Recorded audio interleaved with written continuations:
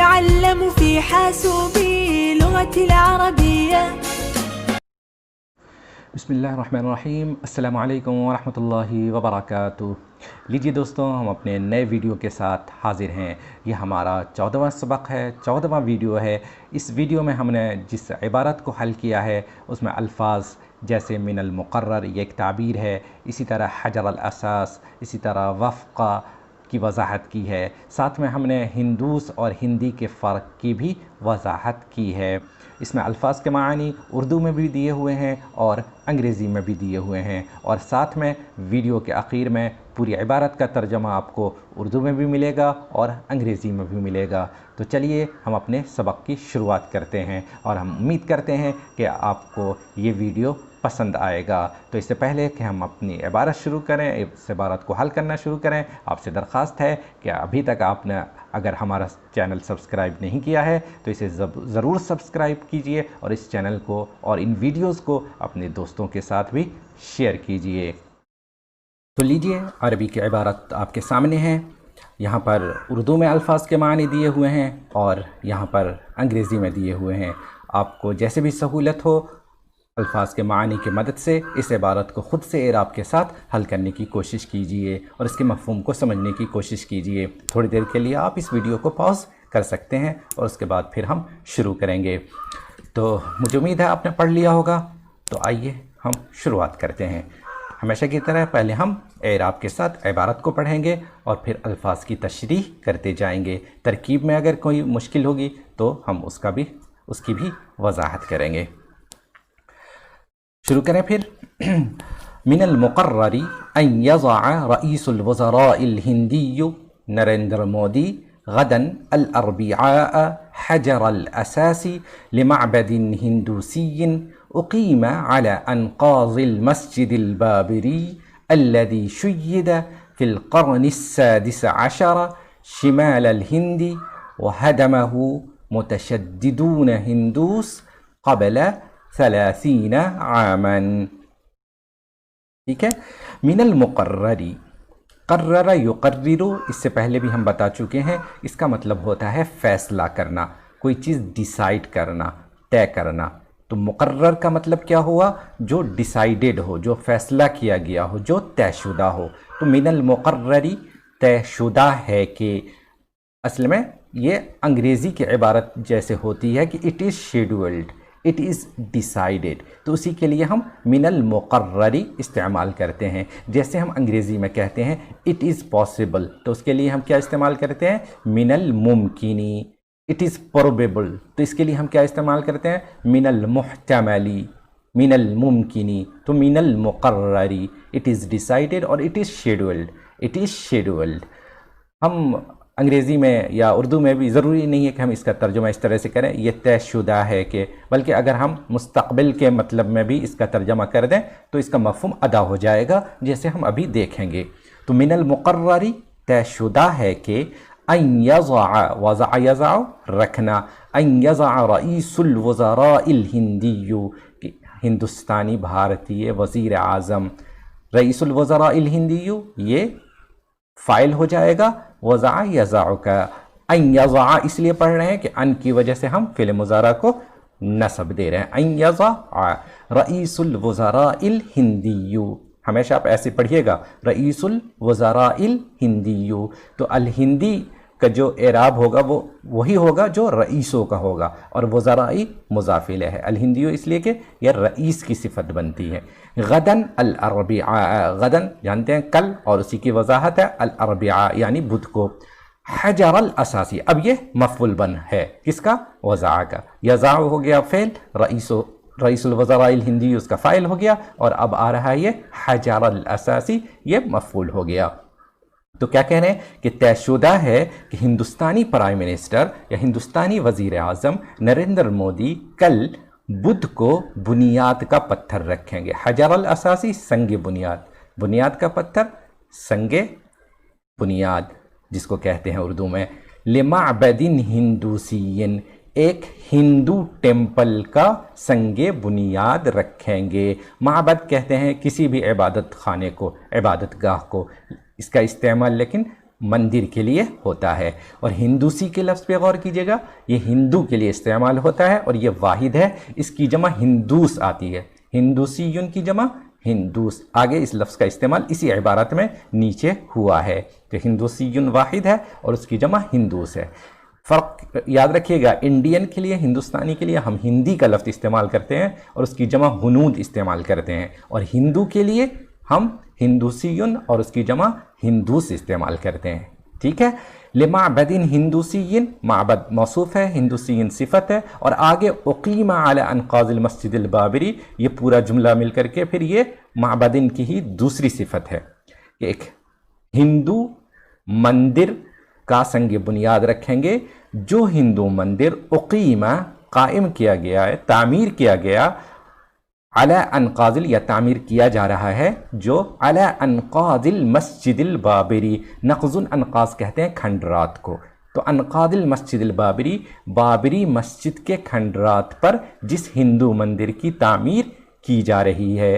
اب الذی شید, یہ موصول اور صلہ مل کر کے, شیدہ کے اندر جو ضمیر ہے وہ اس کا صلہ ہے. بابری مسجد کے کھنڈرات پر, کون سی بابری مسجد؟ وہ بابری مسجد الذی شیدہ, جس کی تعمیر ہوئی تھی, جو تعمیر کی گئی ہے کب؟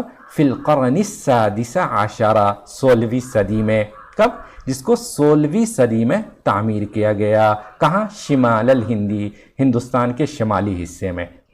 اتر پردیش ہندوستان کے شمالی حصے میں آتا ہے, تو بس صرف یہ اشارہ ہے, جگہ کا نام نہیں دیا گیا ہے, کہ ہندوستان کے شمالی ہندوستان میں آپ کہہ سکتے ہیں, یا ہندوستان کے شمالی حصے میں. شمالی ہندوستان میں جس کی تعمیر ہوئی تھی کب؟ 16ویں صدی میں. وَحَدَمَهُ مُتَشَدِّدُونَ ہندوس, جیسا میں نے کہا تھا ہندوسیون کی جمع ہے ہندوس. یہاں پہ دیکھیے وہ آ گیا جمع کے صیغے کے ساتھ. جس کو منہدم کر دیا تھا, جس کو ڈھا دیا تھا, متشددون ہندوس, ہندو تشدد پسندوں نے, ہندو انتہا پسندوں نے, ہندو عسکریت پسندوں نے جسے ڈھا دیا تھا, منہدم کر دیا تھا. قبل 30 عاما, 30 سال پہلے. ٹھیک ہے, تو عبارت واضح ہے. ہاں, ایک اور غور کیجئے گا کہ ہم کہہ رہے ہیں فی القرن السادس عشرہ, اصل میں یہ جو مرکب عدد ہے, السادس عشر, الخامس عشر, یہ سب مبنی بر فتحہ استعمال ہوتا ہے.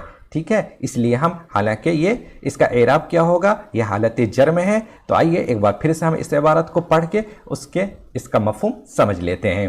من المقرر أن يضع رئيس الوزراء الهندي نريندر مودي غدا الأربعاء حجر الأساس لمعبد هندوسي أقيم على أنقاض المسجد البابري الذي شيد في القرن السادس عشر شمال الهند وهدمه متشددون هندوس قبل 30 عاما. یہ طے ہے, یا ہندوستانی وزیر اعظم نریندر مودی کل بدھ کو ایک ہندو مندر کا سنگ بنیاد رکھیں گے جو کہ بابری مسجد کے کھنڈرات پر تعمیر کیا جا رہا ہے. وہ بابری مسجد جسے بنایا گیا تھا شمالی ہندوستان میں 16ویں صدی میں, اور جسے 30 سال پہلے ہندو دہشت گردوں نے, انتہا پسندوں نے منہدم کر دیا تھا, مسمار کر دیا تھا. ٹھیک ہے, یہ عبارت واضح ہے. اس پیراگراف میں ایک لفظ آیا ہے, ایک تعبیر آئی ہے, من المقرر. آئیے ہم اس کو چند مثالوں سے اس کی وضاحت کر دیتے ہیں. مثلا اگر ہم کو کہنا ہو کہ یہ کوئی جلسہ, کسی پارٹی کے بارے میں بات کرنا ہو کہ پارٹی 8 بجے شروع ہو جائے گی, the party is scheduled to start at 8, کہ پارٹی 8 بجے شروع ہونے والی ہے, یا کوئی جلسہ 8 بجے شروع ہونے والا ہے, تو ہم کیسے کہیں گے؟ من المقرر ان تبدأ الحفلة في الساعة الثامنة, کہ یہ جلسہ, یہ محفل 8 بجے شروع ہو جائے گی, طے ہے یہ.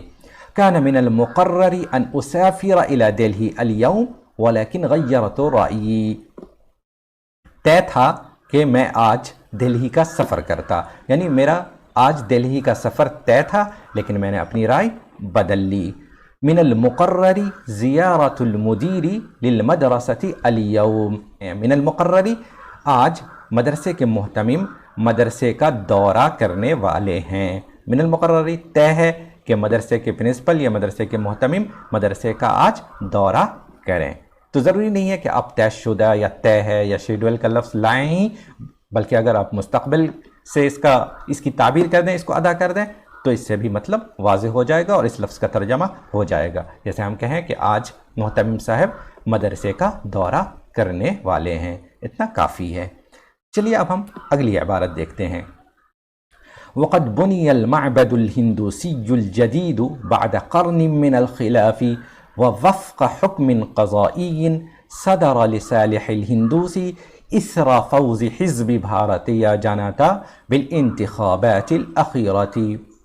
وقد بني المعبد الهندوسي الجديد، بني یہ فعل، اب دیکھ لیجئے یہ فعل مجہول ہے، اور المعبد الهندوسي الجديد یہ اس کا نائب فاعل ہو گیا. المعبد الهندوسي الجدید مطلب نیا ہندو مندر، بعد قرن، قرون کہتے ہیں صدی کو، ایک صدی، من الخلاف، بعد قرن من الخلاف یعنی تنازع کے ایک صدی بعد، اختلاف کے ایک صدی کے بعد. وقد بنیا کہ یہ نیا ہندو مندر بنایا گیا ہے یا بنایا جا رہا ہے ایک صدی کے تنازع کے بعد، یعنی یہ تنازع اس کے سلسلے میں جو تنازع، جو اختلاف تھا، جو کنٹروورسی تھی، وہ ایک صدیوں تک چلی اور اب اس کے بعد یہ مندر بنایا جا رہا ہے. بعد قرن من الخلاف، ایک صدی کے تنازع کے بعد، ووفق حکم قضائی، یہ لفظ دیکھیے گا وفق، یہ امپورٹنٹ ہے، بہت آتا ہے، انگریزی میں اس کو اکارڈنگ ٹو کہتے ہیں یا ان اکارڈنس وتھ. اردو میں کیا کہیں گے؟ کسی چیز کے مطابق. کا حکم قضائی، قضا کا لفظ ہم پڑھ چکے ہیں، حکم فیصلہ، ایک عدالتی فیصلے کے مطابق.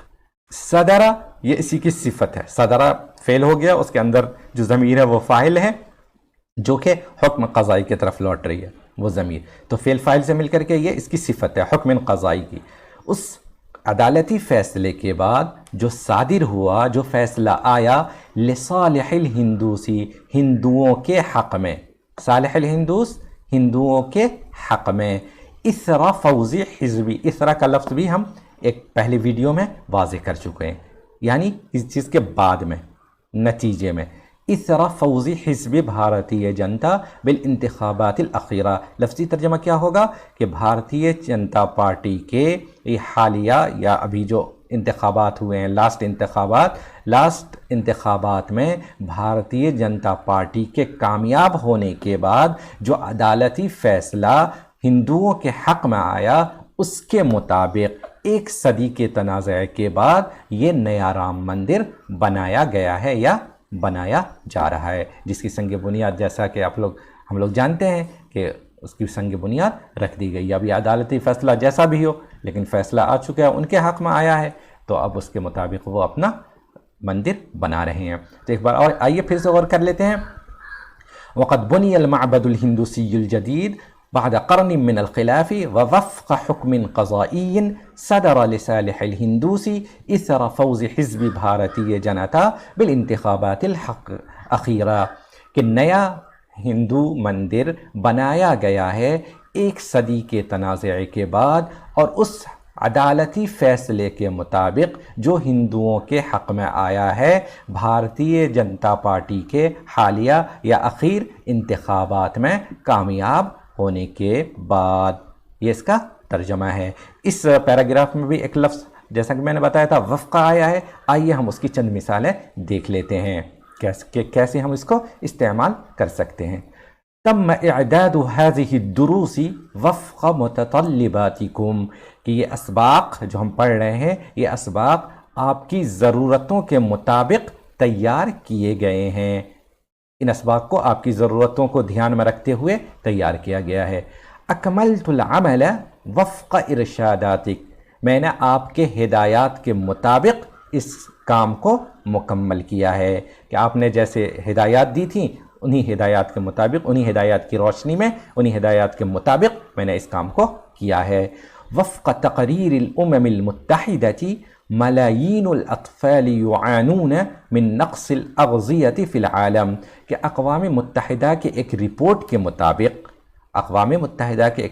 کے مطابق لاکھوں بچے دنیا میں غذا کی قلت کا شکار ہیں. اقیمت صلوات العید بالمساجد الہندیہ وفق الاجراءات الاحترازیہ، کہ اس وقت عید الاضحیٰ کی نماز ہندوستانی مساجد میں ادا کی گئی جو پریکاشنری اسٹیپس تھے ان کو خیال میں رکھتے ہوئے، یعنی جو احترازی اور بچاؤ کے جو طریقے تھے ان سب کا خیال رکھتے ہوئے، ان سب چیزوں کو دھیان میں رکھتے ہوئے اس بار ہندوستانی مساجد میں عید کی نماز ادا کی گئی۔ تو دیکھ رہے ہیں وفق کا کیسے استعمال کرتے ہیں ہم، مطابق اس کا ترجمہ کرتے ہیں، لیکن دھیان رکھیے کہ ہم کیسے کیسے ان مثالوں سے آپ دیکھ سکتے ہیں کہ اس تعبیر کو ہم استعمال کر سکتے ہیں۔ تو عبارت واضح ہے، اس میں دو اہم تعبیر تھیں، ہم نے ان کو بھی مثالوں سے واضح کر دیا ہے، اور عبارت بھی بالکل واضح ہے۔ آگے ہم نے 2 سلائیڈ میں اس عبارت کا اردو میں اور انگریزی میں ترجمہ دیا ہوا ہے۔ تو آئیے ہم چلتے ہیں ان ترجموں کی طرف۔ تو لیجئے دیکھیے، یہ رہا ترجمہ، یہاں پہ اردو میں دیا ہوا ہے با محاورہ ترجمہ، اور یہاں پہ انگریزی میں دیا ہوا ہے۔ آپ اردو میں پڑھ لیں، اور اگر انگریزی میں آپ اس سے پڑھنا چاہیں اس عبارت کو، انگریزی میں اس کا ترجمہ دیکھنا چاہیں تو آپ یہاں پر دیکھ سکتے ہیں۔ تو مجھے امید ہے کہ آپ کو یہ ویڈیو بھی پچھلے ویڈیوز کی طرح پسند آیا ہوگا۔ اگر کہیں پہ بھی اگر آپ کو کچھ سمجھ میں نہیں آیا ہو، یا اگر آپ کے پاس کوئی بھی سوال ہو، تو بلا جھجک آپ مجھ سے کمنٹ میں پوچھ سکتے ہیں۔ انشاءاللہ میں کوشش کروں گا کہ آپ کے سارے استفسارات، سارے سوالات کے جوابات دیے جائیں۔ اسی طرح اگر آپ کا کوئی سجھاؤ ہو، کوئی مشورہ ہو، کوئی رائے ہو، تو وہ بھی ہمارے ساتھ ضرور شیئر کیجئے، تاکہ ہم اپنے ان ویڈیوز کو اور بہتر سے بہتر بنا سکیں۔ اگر آپ کے پاس کوئی عبارت ہے جسے آپ چاہتے ہیں کہ میں آپ کے لیے اس پر ویڈیو بنا کر لے آؤں، تو وہ بھی آپ شیئر کر سکتے ہیں۔ تو چلیے ہم پھر ملیں گے انشاءاللہ آپ سے اگلے ویڈیو میں ایک نئی عبارت کے ساتھ، نئے سبق کے ساتھ۔ تب تک کے لیے اللہ حافظ، والسلام علیکم ورحمۃ اللہ وبرکاتہ۔ أتعلم في حاسوبي لغتي العربية، فيه أحلى الدروس بأساليب ذكية. أتعلم في حاسوبي لغتي العربية، فيه أحلى الدروس بأساليب ذكية.